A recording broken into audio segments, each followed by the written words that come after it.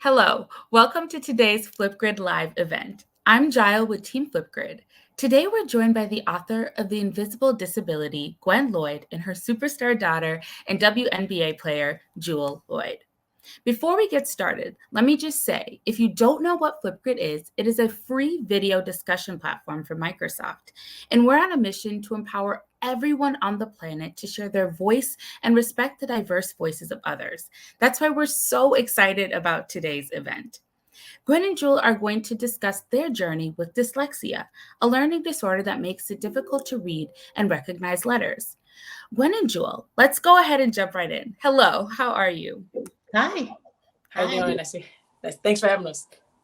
Thank you so much for being here. So, Gwen, I'd love to have you start by sharing your story and tell us about your journey with dyslexia. Yeah, my journey with dyslexia is when I first identified as an educator, being an educator and a parent, when I noticed that my daughter had some difficulties in terms of learning.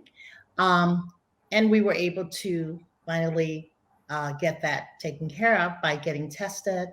But the title of the book pretty much speaks for itself because often people think of challenges or disabilities as something that you can see. But there are so many challenges that people face that are invisible and pretty common as well. But in order to take the stigma off these challenges, they really need to be discussed and brought to the forefront, which is what we've tried to do and did do in the Invisible Disability.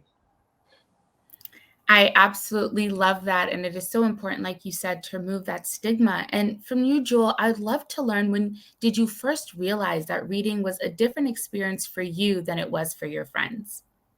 I think I realized it early on. At first, when we had our reading breaks during class, I would run to the picture books because that was something I could really quickly understand, rather than going to the chapter books. And then I would have discussions with my friends, and I realized that it was just taking me a little bit longer to complete books. And the way I was able to read and to really understand things, where I would bring a book home and my mom would read it to me, and I would sit down and close my eyes and envision the story that way. And that was the best way for me to read.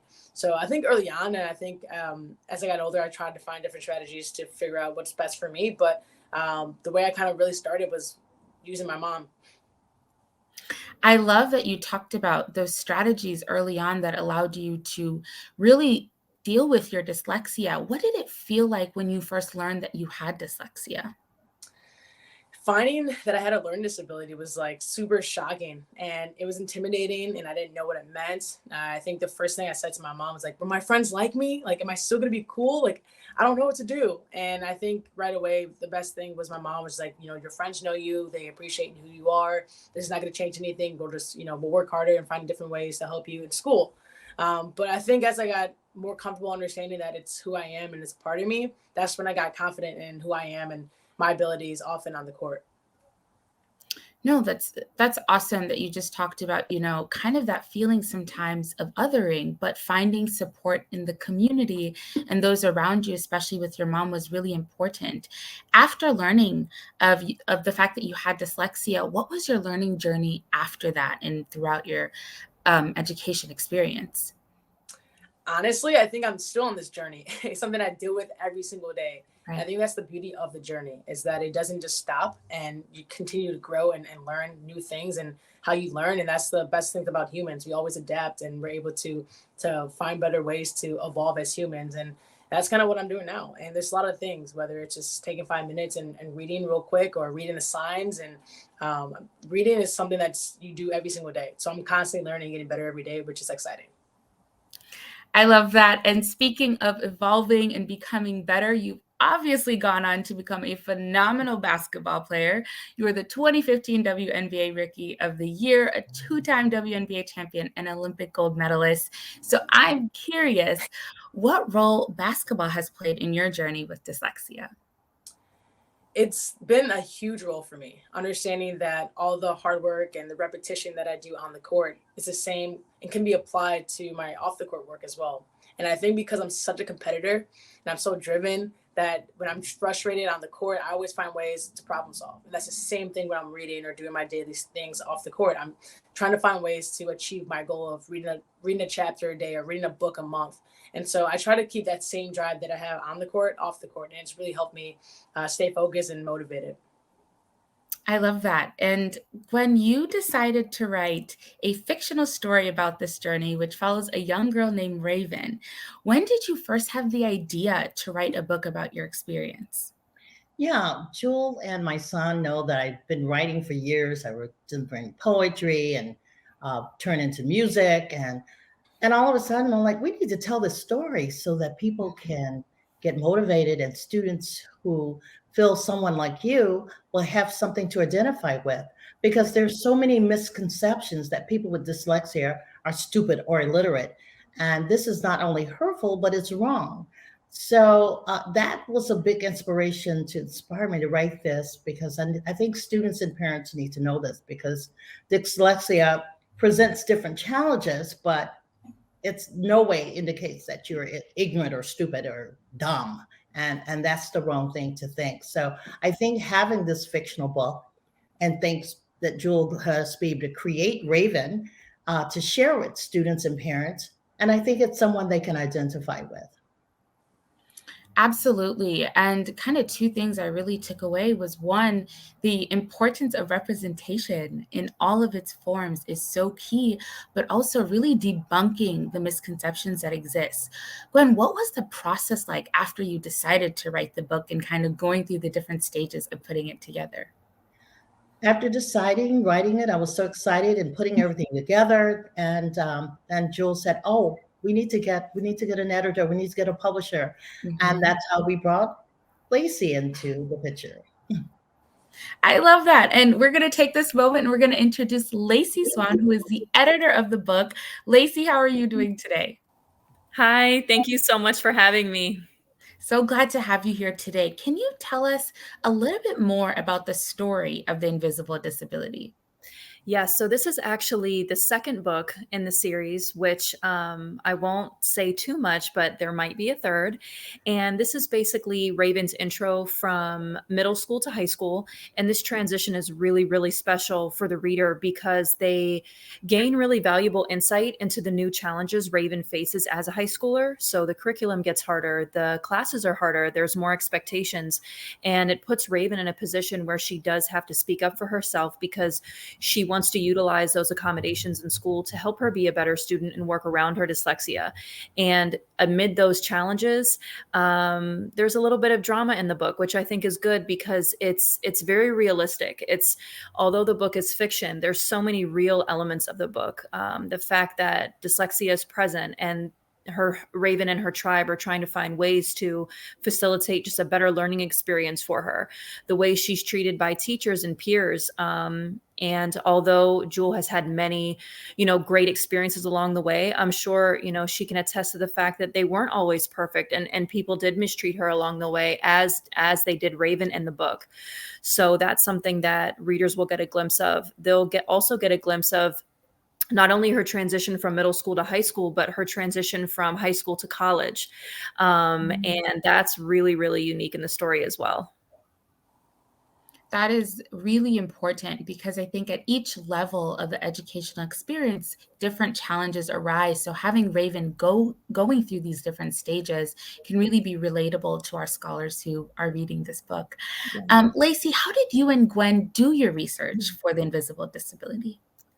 That's a great question. To be perfectly honest with you, I followed Gwen's lead. So as she had mentioned, as a parent to a person with dyslexia and also as an educator, she came into this book writing experience not only as an experienced writer, but as someone that's just very well versed in this field, in the field of dyslexia. And also as the parent of someone with special needs, you learn that you become your child's biggest advocate, and becoming an advocate, you gain a wealth of knowledge. And so when Gwen and I partnered, she just had notes upon notes and stories and experiences and wisdom. And it was really easy to just take that, collaborate, and create a really great book of fiction, but with a lot of helpful facts too, like the way that Raven deals with her dyslexia, the way that her family rallies around her, the way that they combat certain challenges in the book. So really, all spotlight is on Gwen because it was her experience, her knowledge, her wisdom, and it just served the book so well.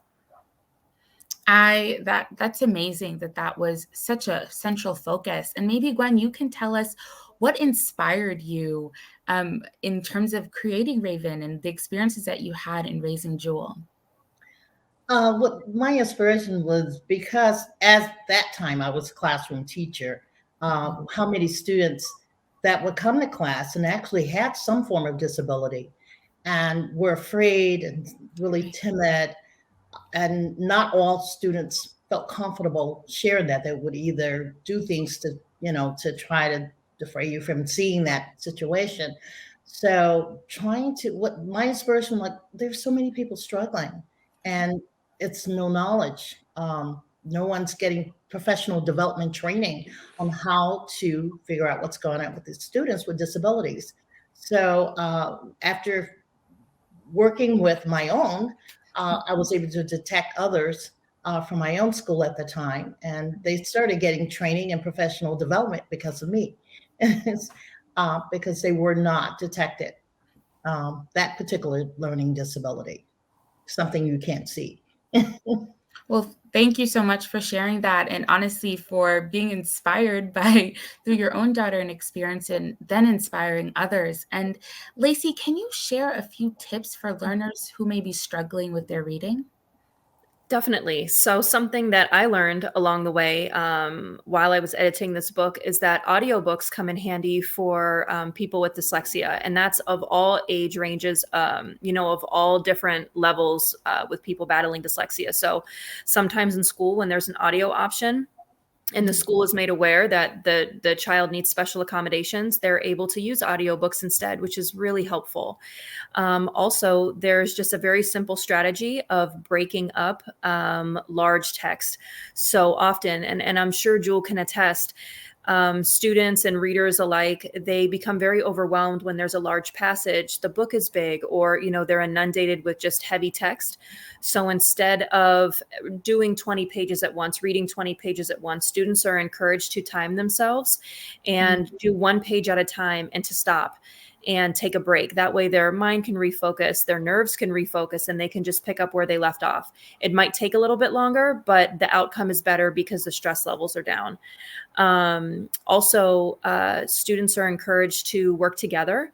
So whenever there's an opportunity for group work or teamwork, students are encouraged to split up the reading. That way there's also less pressure on the person with the invisible disability.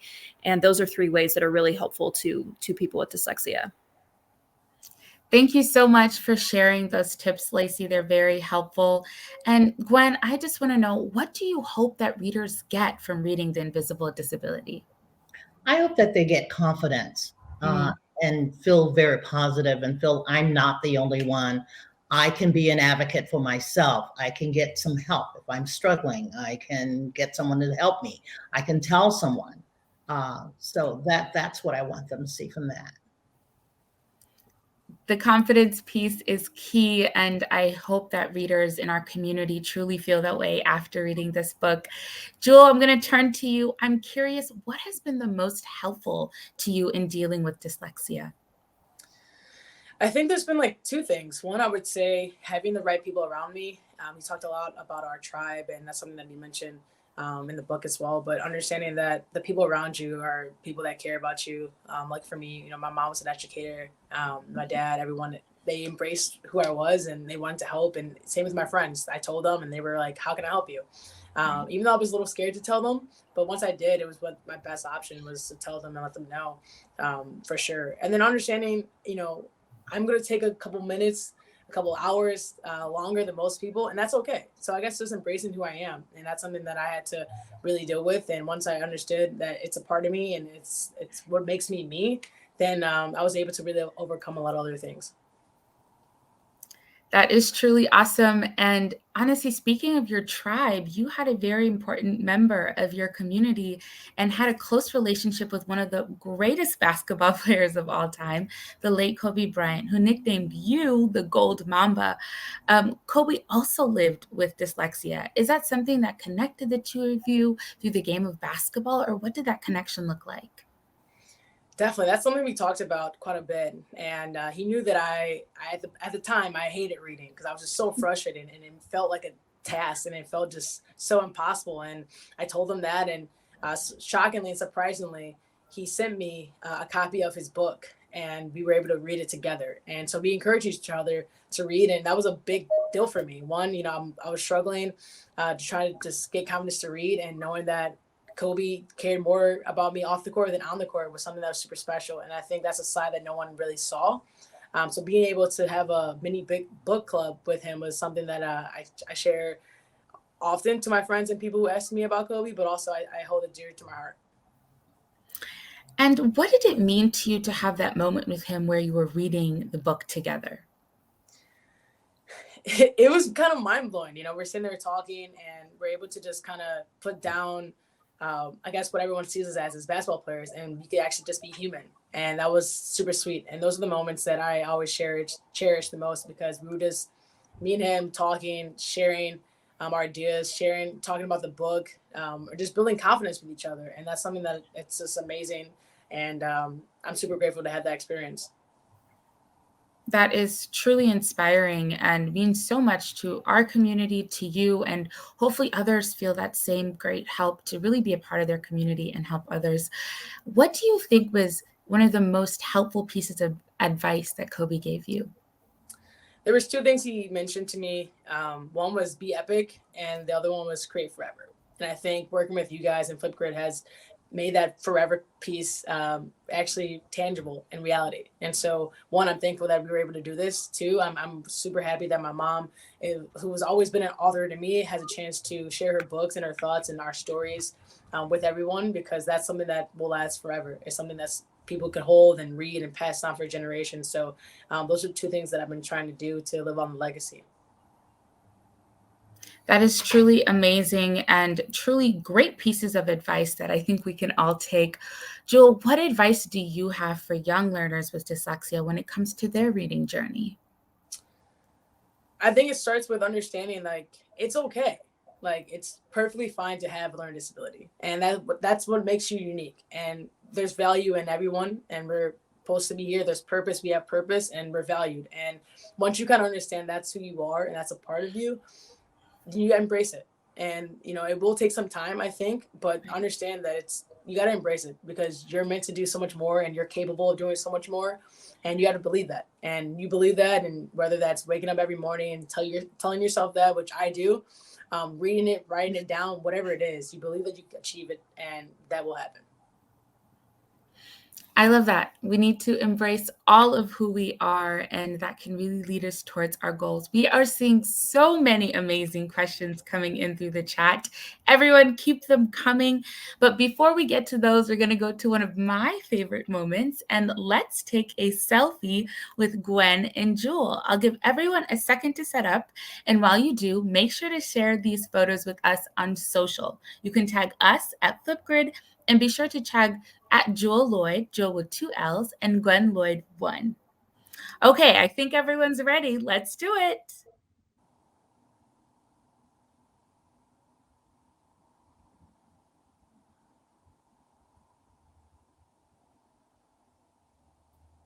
All right, that was awesome. Be sure to tag us when you post them using at Jewell Loyd, at Gwen Loyd, and of course, your friends here at Flipgrid. Now, we're getting a lot of questions in the chat about playing basketball professionally. And this is great because today's Flipgrid topic of the day is called Gold Medal Mindset. And it's all about the power of visualization. We'll show you that in just a moment. But before we do, Jewel, can you talk a little bit about this power in your own career and life? Definitely. I use it every game. I'll take like 5 minutes to myself to just close my eyes and envision myself hitting big shots, getting stops on defense, being a great teammate, being excited for others when they score and do something great.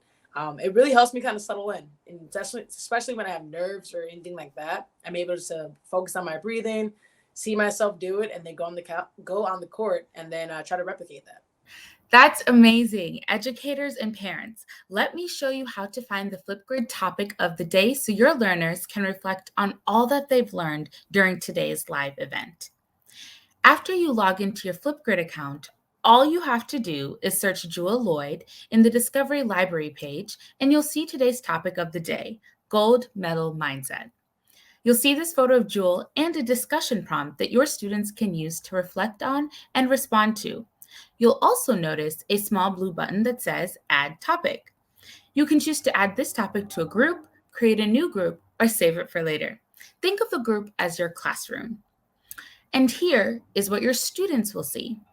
As they begin to reflect on what topic and submit their own video responses to share their learning, they can have fun using all the new creative effects and expressions inside the Flipgrid camera. If you haven't seen them yet, be sure to check them out. Remember, you can use this in your classroom immediately following today's event as a follow-up activity. We'll post that link in the chat for you to copy and paste. And now it's time to get to more of your questions. Jewel, I'm going to start with you. April from San Antonio, who also has dyslexia, is wondering if there are any books that you like to read more than others, and wondering if you write your own stories. Yeah, so I'll leave the writing up to my mom. I am creative. I'm more of a talker, so I could go on a rant about random stuff. But the writing, it's all my mom. I like mystery books. I think the understanding of, how people do things or why people do what they do, or, who took the cookie out of the cookie jar kind of thing, I really enjoy. So there was a couple books that I like to read, but I'm big on podcasts. That's the best way that I understand information the best. So I like a couple podcasts. Nice. I love that. And hopefully we'll get some podcast suggestions from you at some point. Gwen, Mr. Hampton's class from Miami, Florida is wondering, how long have you been an author? Actually, the majority of my life, I've just never published. I've been writing since high school, college, after, just be on an island or at the beach and I'm writing. I love writing.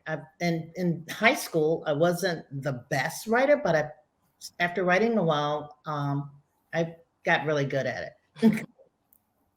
That's awesome. And that is a testament to really keeping at something that you love. Ms. Farcia's class from Seattle, Washington says, go storm. And Jewel, they're wondering, what do you do to overcome self-doubt? Yeah, go storm. Self-doubt, I think the biggest thing that I've learned over the years is, understanding who you are and embracing who you are and loving yourself. So for me, it's waking up in the morning and telling myself, today is going to be a great day. I'm awesome. I'm great. I look good. Let's have a good one. Constantly just remind myself that it's super important to have positive self-talk. And so that's kind of how I overcome doubt and fear, is understanding who I am and embracing all aspects of my life. Thank you so much. And I look good is an amazing self-affirmation I think we can all share. And Gwen, an educator in the UK, is asking what you did to help Jewel believe in herself. I put a lot of confidence and continued to sing. And I love singing. I do it part-time. We would sing all the time. Believe in yourself, believe in you. We talked about believing you are great, you're good, you're positive images. You can do this. You're not the only one. Everything positive to help her feel great about herself. And she did. I love that, because positivity around us all the time can really create such special moments, and clearly a very talented family. So that's awesome. Gwen, Jewel, Lacey, I cannot thank you enough for being here with us today and sharing your expertise. Any final thoughts? I would love to hear from all of you for our entire community. Lacey, let's start with you. Okay. Well, first and foremost, The Invisible Disability 1 is already for sale on Amazon, the first book in Gwen's installment. And the second Invisible Disability will be coming out in April. So I know we would love your support, especially as an independent author. And, we're really excited to share this with everybody. Thank you, Lacey. And Gwen, over to you. Yes, when you'll see in this new installment that Raven is being developed a little bit more, we wanted to let people see that she's going to be a little bit more interesting. We don't want to give it away. That was an awesome teaser, and I think our entire community is kind of sitting on the end of our seats. So thank you so much. And Jewel, I'll end with you. Anything you'd like to share with our community? First and foremost, is thank you guys for listening. We're trying to reach the masses and understand that, we're all a big community, and go support the book. My mom is an amazing writer. She's helped me over the years, and I wouldn't be here without her. So much love to my mom, and yeah. Thank you all so much for joining us today. This has been an amazing experience and truly learning and eye-opening into the learning disability of dyslexia, but also how empowering and inspiring all of you have been today. So thank you for being with us today and spending the last half hour. We are so grateful, and I know our entire community is too. And guess what? We're not done. Flipgrid Live events happen every single week. We have an incredible lineup, and we'd love for you to join us as we learn together. You can head to aka.ms/FlipGrid events for more information and to register for upcoming events. Don't forget to check out the topic of the day. It is now live in the Discovery Library page. I hope everyone has a great day, and truly remember the words of Kobe Bryant: be epic and create forever. Thank you so much for joining us today. Bye-bye.